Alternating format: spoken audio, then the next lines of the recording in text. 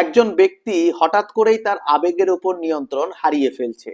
আবেগের উপর নিয়ন্ত্রণ হারিয়ে ফেলছে অর্থাৎ সে অত্যাধিক রেগে যাচ্ছে এবং তার রাগের যে ক্রিয়া প্রতিক্রিয়া সেটাও খুব মারাত্মক।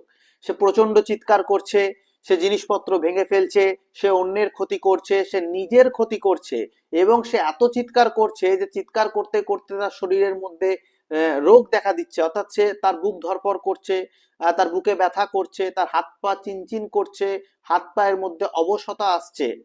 এই জিনিসটাকে সাধারণ অ্যাঙ্গার ইস্যু হিসেবে নেবেন না। এটা হতে পারে ইন্টারমিটেন্ট এক্সপ্লোসিভ ডিসঅর্ডার, আইইডি। অর্থাৎ এই যে পরিস্থিতি, এই পরিস্থিতিতে একজন ব্যক্তি অত্যাধিক রাগের শিকার হয় এবং তা নিয়ন্ত্রণ করতে পারে না। যখন প্রচন্ড চিৎকার চেঁচামেচি হবে, জিনিসপত্র ভেঙে যাবে, একটা ঘটনা ঘটে যাবে, তারপরে তার মধ্যে অনুশোচনা হবে, সে আফসোস করবে, কিন্তু সেই মুহূর্তে সে সেইটাকে আটকাতে পারবে না। অর্থাৎ এটা কিন্তু একটা সাধারণ অ্যাঙ্গার ইস্যু নয়। এবং অনেক এমন ব্যক্তির ক্ষেত্রে এটা দেখা যায় যে যারা হয়তো আগে এত রাগারাগি করতো না, কিন্তু তার মধ্যে এরকম আচরণের পরিবর্তন এসেছে।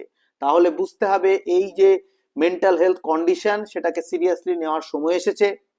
1 সপ্তাহ বা 2 সপ্তাহ ধরে কন্টিনিউ হচ্ছে, 3 মাস ধরে হচ্ছে, 1 বছরে অনেক বড় বড় ইনসিডেন্ট ঘটে গেছে, তাহলে অপেক্ষা নয়, আপনাদেরকে একজন মেন্টাল হেলথ প্রফেশনালের শরণাপন্ন হতে হবে যে আপনাদেরকে গাইড করবে। এইটির খুব সুন্দর চিকিৎসা আছে এবং এটি কিন্তু সম্পূর্ণ নিরাময়যোগ্য। প্রথমত কাউন্সিলিং এর মাধ্যমে আন্ডারলাইন কজ, তার সিচুয়েশন, তার পার্সোনাল লাইফ অ্যানালাইসিস করা, সিবিটি রিল্যাক্সেশন টেকনিক শেখানো, অত্যাধিক কিছু সমস্যা থাকলে মেডিসিনের হেল্প নিয়ে এটাকে সারানো যায়। কেন এটা হতে পারে? অত্যাধিক মানসিক চাপ, দীর্ঘকালীন দুশ্চিন্তা, কোনো বিশেষ ঘটনা। এছাড়াও মস্তিষ্কের মধ্যে সেরোটোনিনের ভারসাম্য যদি নষ্ট হয়ে যায় তাহলেও কিন্তু এই ধরনের সমস্যা হতে পারে এবং জেনেটিক কারণও কিন্তু হতে পারে। তাই এমন অবস্থায় আপনারা যদি ভুগছেন বা আপনাদের প্রিয়জন যদি ভুগছে, তাহলে তাকে বলুন যে এটা সাধারণ রাগ নয়, এটা অ্যাঙ্গার ইস্যু নয়, শুধুমাত্র বুঝিয়ে আলোচনা করে এটা যাবে না, এটার জন্য প্রফেশনাল হেল্প লাগবে।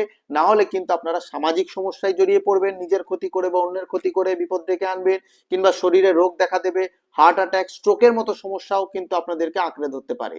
তাই জন্য সময় থাকতে এগুলোকে নিয়ন্ত্রণ করুন।